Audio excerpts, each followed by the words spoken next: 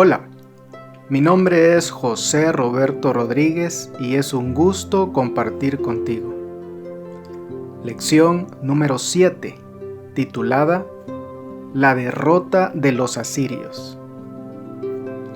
El texto bíblico base para el estudio de esta semana se encuentra en el libro de Isaías, capítulo 37, versículo 16, en el cual leemos lo siguiente. Jehová de los ejércitos, Dios de Israel, que moras entre los querubines, solo tú eres Dios de todos los reinos de la tierra. Tú hiciste los cielos y la tierra. A lo largo de estas primeras lecciones del 2021, hemos venido haciendo un interesante recorrido a través de este maravilloso libro de Isaías. Muchas de las profecías descritas y anunciadas por el profeta, especialmente entre los capítulos 1 al 35, no han sido más que un amplio trasfondo de lo que más adelante sucedería. En los capítulos 36 y 37 se describe aquel momento en el que podía esperarse que Jerusalén sufriera todo el impacto del ataque asirio. Pero al mismo tiempo describen el trabajo del Señor en contra de esta amenaza. Con el capítulo 36 comienza toda una nueva sección del libro de Isaías. Desde acá hasta el capítulo 39, lo que tenemos son principalmente episodios históricos y ya no proféticos, pues en estos capítulos se narran las invasiones de Sennaquerib, quien comienza a reinar en Asiria en el año 705 a.C., y realiza su primera campaña contra las ciudades de Judá en el 701. En su propio relato de esta campaña, en la cual él afirma haber tomado hasta 46 ciudades amuralladas de Judá, enumera 3 principales razones por las cuales lleva a cabo esa expedición. Primera, el hecho de que Isaías, rey de Judá, se habría negado a someterse al yugo asirio. Segunda, que el rey Ezequías pidiera socorro a Egipto y Etiopía. Y tercera, que el rey de Judá habría ayudado a los filisteos de Ecrón en su rebelión contra Asiria. Resulta igualmente importante resaltar que los eventos registrados en los capítulos 36 y 37 de Isaías encuentran su paralelismo con los registrados en el libro de Segunda de Reyes, los capítulos 18 y 19. Todo esto es historia en su mejor punto, y no una aburrida lista de estadísticas o datos, sino que es una narración que nos permite sentir, por un lado, la soberbia y la arrogancia de aquel imperio asirio, y por el otro, aquella penetrante sensación de desesperación que había en los corazones de los israelitas. Asiria estaba en este momento en el apogeo de su poder. Tiglat-Pileser III, Salmanasar, Sargón y ahora Sennaquerib fueron los más poderosos reyes que tuvo Asiria. Bajo su dominio, las naciones de Asia Occidental fueron aplastadas y dejadas en ruinas. Incluso Ezequías admitió de alguna manera que las pretensiones de Sennaquerib no eran una simple jactancia sin fundamento, pues sabía que sus amenazas podían perfectamente cumplirse.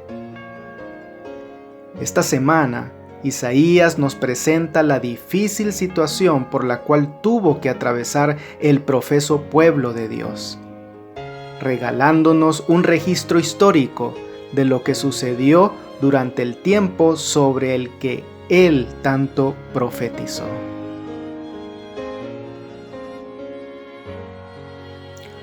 Cuando Ezequías sucede a su padre el rey Acaz en el reino de Judá, lo que hereda es una nación que había perdido totalmente su independencia. Debido a las alianzas que su padre había establecido con el imperio asirio, el reino de Judá se vio en la obligación de pagar tributo a cambio de protección. ¿Y cuál es el panorama ahora para el rey Ezequías? Isaías 36:1. Aconteció en el año 14 del rey Ezequías que Sennacherib, rey de Asiria, subió contra todas las ciudades fortificadas de Judá y las tomó. Esto sucede alrededor del año 700 a.C., durante el reinado del devoto Ezequías en Judá. Recordemos que el ejército asirio barrió absolutamente con todo desde el norte, conquistando a Siria y a Israel, tal y como Isaías lo había profetizado en el capítulo 8. Ahora, el ejército asirio, entonces, después de su conquista del reino del norte y de Siria, sube contra todas las ciudades fortificadas de Judá y las toma, lo cual igualmente estaba anunciado por el mismo profeta en el capítulo 7. Interesante es observar el aspecto que resalta el libro de Segunda de Crónicas, capítulo 32, verso 1. Después de estas cosas y de esta fidelidad, vino Sennacherib, rey de los asirios, e invadió a Judá, y acampó contra las ciudades fortificadas, con la intención de conquistarlas. ¿Sabes? Nuestra tendencia muchas veces es pensar que cuando somos genuinamente fieles a Dios, seremos inmunes al ataque. La experiencia de Ezequías y muchos otros hombres y mujeres de Dios nos dice lo contrario. Parecería ser una respuesta extraña de Dios a la fidelidad de su Hijo, que en ese momento un enemigo fuerte invadiera el reino. Y sin embargo, ¿cómo suele ser de esta naturaleza la experiencia de los hijos de Dios?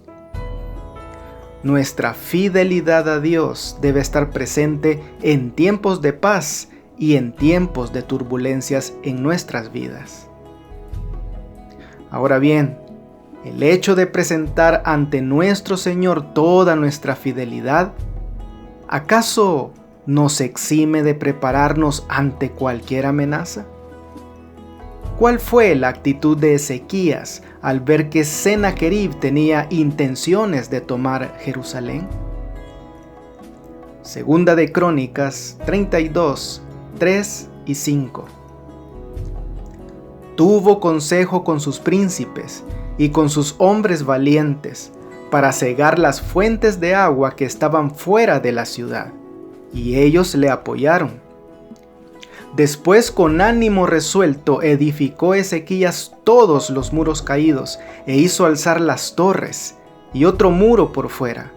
Fortificó además a Milo en la ciudad de David y también hizo muchas espadas y escudos. Toda esta preparación demuestra la diligencia de este fiel y devoto rey para defender a Judá ante tan grande amenaza. Pero no nos confundamos, porque si bien Ezequías entendía que la defensa de Israel no solo dependía de muros, torres, escudos y suministros de agua, sino también del valor, la fuerza y la determinación de sus soldados. Pero sobre todo, y como lo dice en el verso 8, mas con nosotros está Jehová nuestro Dios, para ayudarnos y pelear nuestras batallas.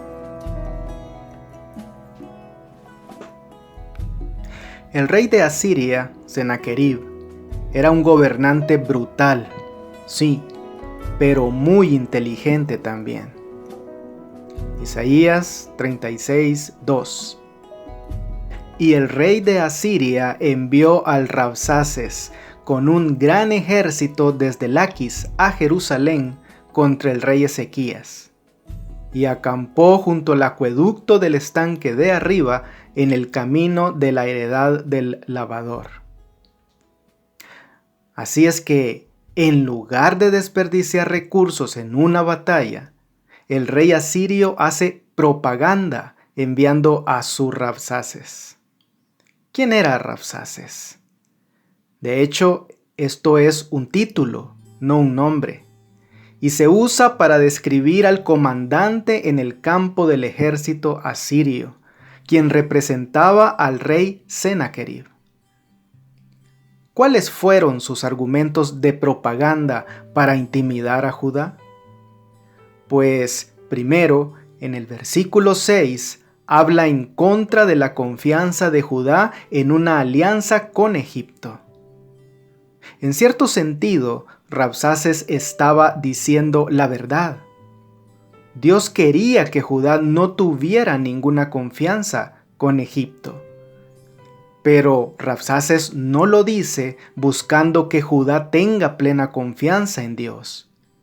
Lo dice para desanimar a los de Judá y llevarlos a la desesperación. Es lo mismo que Satanás hace con nosotros cuando, con la verdad, susurra a nuestros oídos: tú eres un pecador.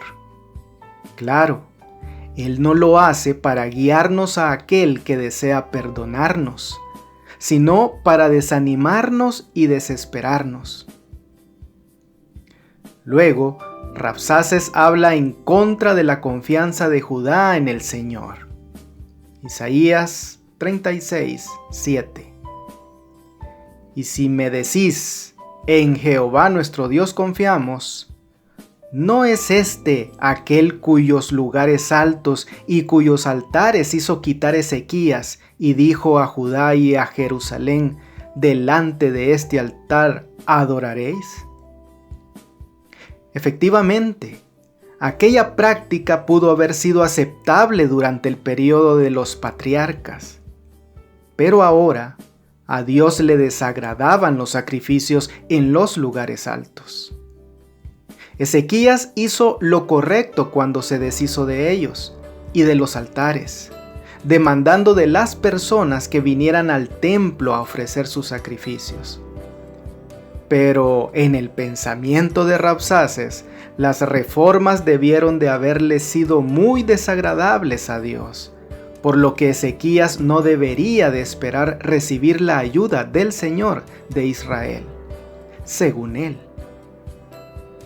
En los versículos del 8 al 10, este personaje habla no solo en contra del ejército de Judá, sino también dice que Jehová está de su lado. Y finalmente, habla a todo el pueblo de Jerusalén en los versos 13 al 20. Su discurso tenía la intención de glorificar al enemigo que enfrentaba el pueblo de Dios, de hacer que el pueblo dudara de sus líderes, de crear miedo y sembrar la duda en el pueblo de Dios, y sobre todo, de hacer parecer la rendición como una idea muy atractiva. El enemigo de Dios tiene un discurso constante con nosotros también, pero la respuesta final la tendrá siempre nuestro Salvador y Redentor. Aquella inteligente oratoria repleta de propaganda del Rabsaces enviado por el rey de Asiria, Sennacherib, a Ezequías, rey de Judá, ¿cómo afectó? Isaías 36:21. Pero ellos callaron y no le respondieron palabra, porque el rey así lo había mandado, diciendo: no le respondáis. No había respuesta efectiva que se pudiera dar al arrogante embajador asirio. Solo Dios podía proporcionar una respuesta adecuada, y Ezequías tuvo fe de que así sería. A menudo no tiene caso tratar de argumentar con la lógica del enemigo de Dios o sus siervos. Casi siempre es mejor guardar silencio y confiar en Dios. Dar una orden de callar fue de sabios, y obedecerla también lo fue. Isaías 37, 1 y 2. Aconteció pues que cuando el rey Ezequías oyó esto, rasgó sus vestidos y cubierto de cilicio vino a la casa de Jehová y envió a Eliaquim mayordomo, a Sebna escriba y a los ancianos de los sacerdotes cubiertos de cilicio al profeta Isaías hijo de Amós. La reacción inicial de Ezequías es buena. Toma el reporte muy seriamente, sabiendo qué tan dedicado estaban ellos a conquistar Jerusalén. Segunda reacción, venir a la casa de Jehová. Él sabía, ahora más que nunca, que este era el tiempo cuando más necesario era buscar al Señor. Y la tercera cosa que el rey Ezequías hizo muy bien fue buscar la palabra del Señor, que era dada a través del profeta Isaías. Y ahora Dios responde a sus hijos. Isaías 37, 6 y 7. Y él les dijo, Isaías, diréis así a vuestro Señor, así ha dicho Jehová, no temas por las palabras que has oído, con las cuales me han blasfemado los siervos del rey de Asiria. He aquí que yo pondré en él un espíritu, y oirá un rumor, y volverá a su tierra, y haré que en su tierra perezca a espada. ¿Cuánto habrán motivado estas palabras a Ezequías?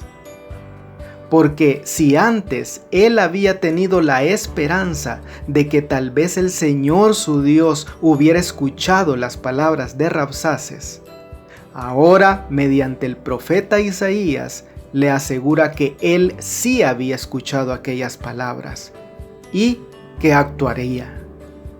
Muy pronto, Sennacherib contraatacó enviando a decir a Ezequías, no te engañe tu Dios en quien tú confías, diciendo, Jerusalén no será entregada en mano del rey de Asiria. ¿Y cuál fue la reacción del rey de Judá? Isaías 37, 15, 17 y 20. Entonces Ezequías oró a Jehová diciendo, inclina, oh Jehová, tu oído y oye. Abre, oh Jehová, tus ojos y mira. Y oye todas las palabras de Sennacherib, que ha enviado a blasfemar al Dios viviente.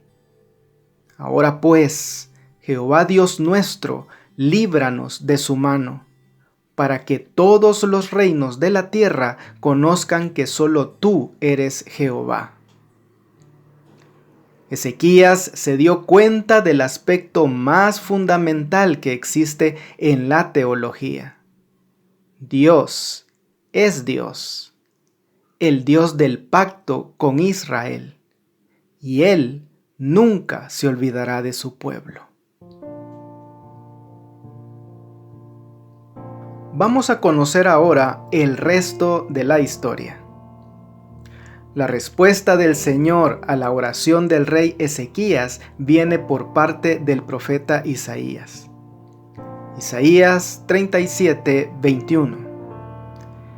Entonces Isaías, hijo de Amós, envió a decir a Ezequías, así ha dicho Jehová Dios de Israel, acerca de lo que me rogaste sobre Sennacherib, rey de Asiria.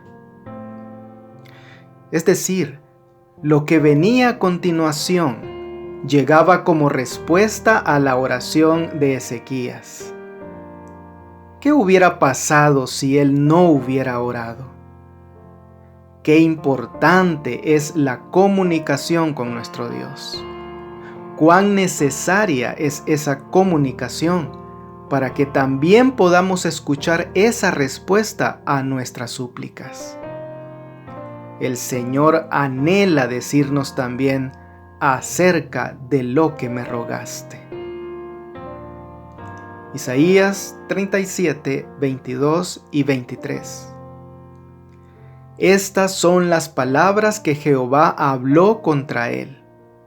La Virgen, hija de Sión, te menosprecia, te escarnece. Detrás de ti mueve su cabeza la hija de Jerusalén. ¿A quién vituperaste? ¿A quién blasfemaste? ¿Contra quién has alzado tu voz y levantado tus ojos en alto? Contra el Santo de Israel. Sión, como una virgen delicada, había sido amenazada por Sennacherib, quien estaba determinado a humillarla ante el mundo. Pero valerosamente Sión se negó a someterse al asirio, y Dios la recompensaría por su lealtad a él. Isaías 37, 29. Porque contra mí te airaste, y tu arrogancia ha subido a mis oídos. Pondré pues mi garfio en tu nariz y mi freno en tus labios, y te haré volver por el camino por donde viniste. Esta era una aseveración especialmente dramática, porque esta era exactamente la manera en que los asirios hacían cruelmente marchar a sus cautivos. Dios dice: voy a hacerte exactamente lo mismo. Isaías 37, 36.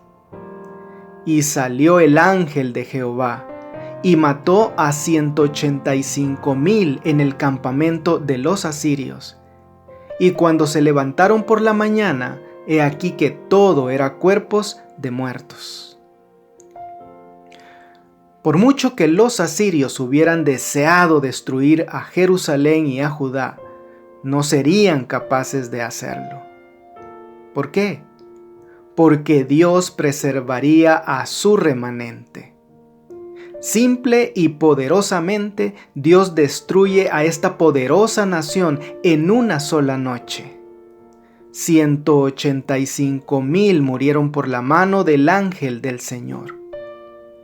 Contra todos los pronósticos y contra todas las expectativas, el ejército asirio fue contenido sin que hubieran lanzado ni siquiera una flecha hacia Jerusalén. Lo indetenible había sido detenido. Los invencibles habían sido derrotados. ¿Sabes? Hacer esto no fue algo difícil para el Señor. Mucho más difícil fue para Él recolocar las mentes y los corazones de su pueblo en el lugar correcto.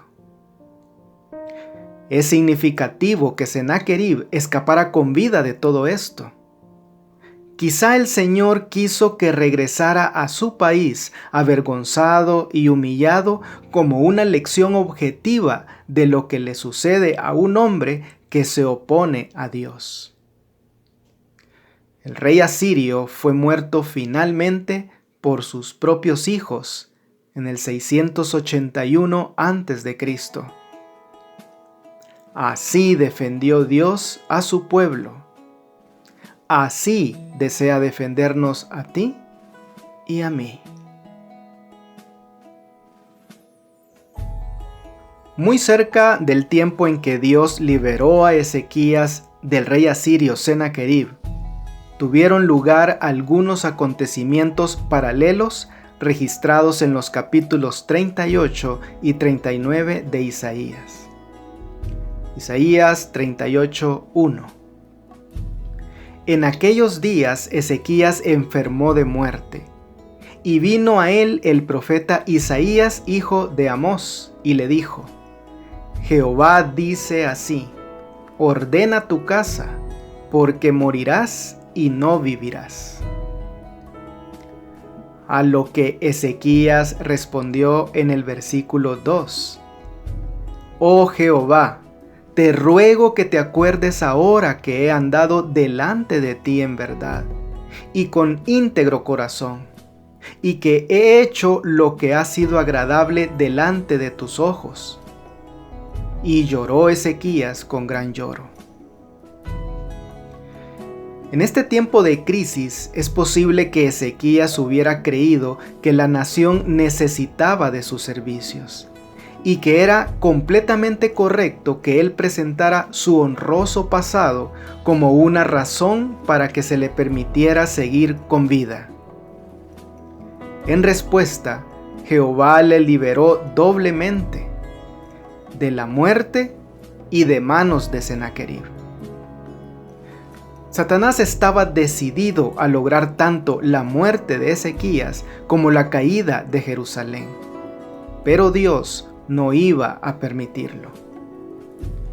Mostrando aún más misericordia a Ezequías, le ofreció una señal para confirmar la promesa, haciendo volver la sombra en el reloj de Acaz, su padre, hasta 10 grados atrás, otorgándole más tiempo a un día, justo de la misma manera en que le estaba dando más tiempo de vida. Lo que encontramos posteriormente en el capítulo 39 no es ni mucho menos casualidad. Isaías 39:1. En aquel tiempo, Merodac Baladán, hijo de Baladán, rey de Babilonia, envió cartas y presentes a Ezequías, porque supo que había estado enfermo y que había convalecido. A primera vista parecía que los enviados venían a felicitar a Ezequías por su restablecimiento. Pero los babilonios, muy estudiosos de los cuerpos celestes, percibieron el extraño comportamiento del sol y quedaron intrigados. Además, es muy probable que también quisieran conseguir la ayuda de Ezequías en la dura lucha que sostenían para impedir que Asiria dominara todo el cercano oriente. Finalmente, y después que Ezequías hace todo lo que puede para impresionar a sus visitantes babilonios, mostrándoles las mejores riquezas de la casa real, viene palabra del Señor al rey de Judá a través del profeta. Isaías 39:6. He aquí vienen días en que será llevado a Babilonia todo lo que hay en tu casa, y lo que tus padres han atesorado hasta hoy, ninguna cosa quedará, dice Jehová. Ezequías no solamente desaprovechó una oportunidad para testificar del Dios verdadero, demostrando una pobre gratitud por la bendición de la salud de vuelta, sino que, además, pensó que su demostración de riqueza impresionaría a los babilonios.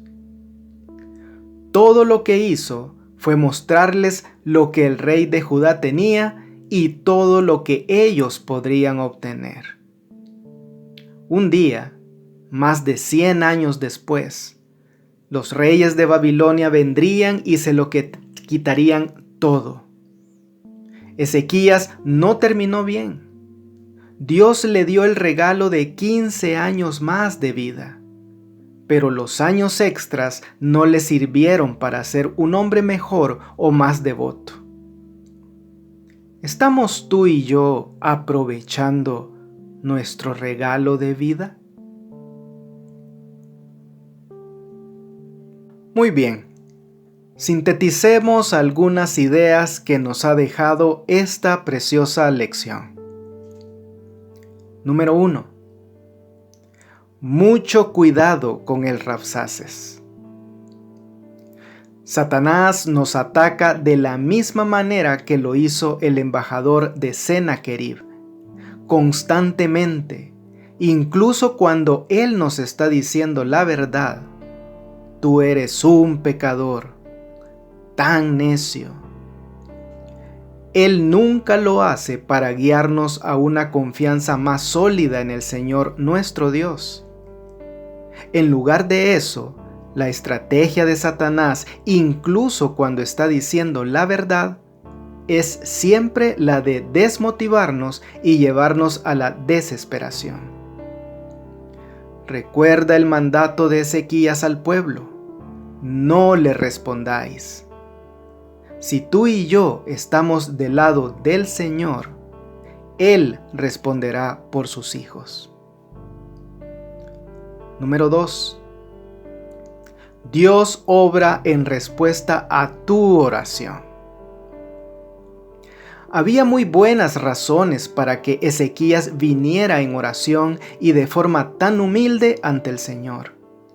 Ciudad tras ciudad habían caído ante Sennacherib y largas filas de deportados eran ya arrastrados en su amargo camino hacia el exilio. En parte, por culpa del mismo Ezequías. Él siguió la loca política de rebelarse y fue encantado por las promesas de los egipcios. Pero aun cuando un asunto es nuestra culpa, aún podemos orar por ello. Y siempre podemos confiar en que el Señor actuará por su pueblo. Y número 3. Aprovechémonos de ese valioso tiempo extra. El tiempo o la edad no necesariamente nos hace mejores. Consideremos que el tiempo no hace nada más que pasar. Muchas veces decimos: el tiempo lo dirá, el tiempo lo sanará, o el tiempo traerá todo ese potencial que hay en mí.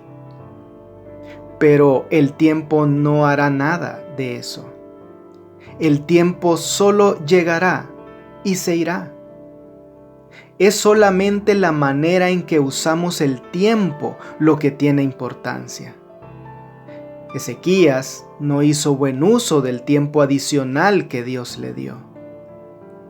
Testifiquemos, glorificando a nuestro gran Dios, durante Él nos regale ese precioso tiempo extra.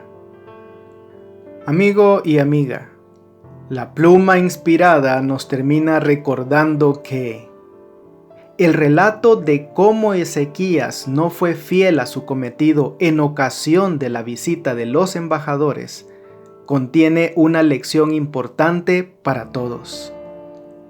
Necesitamos hablar mucho más de los capítulos preciosos de nuestra experiencia, de la misericordia y bondad de Dios, de las profundidades incomparables del amor del Salvador.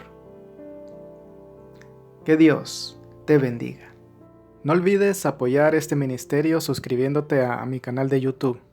Con esto tendrás acceso a un video resumen completamente ilustrado y animado de la lección de escuela sabática para adultos al inicio de cada semana. Espero tus likes y tus comentarios de la lección. Bendiciones.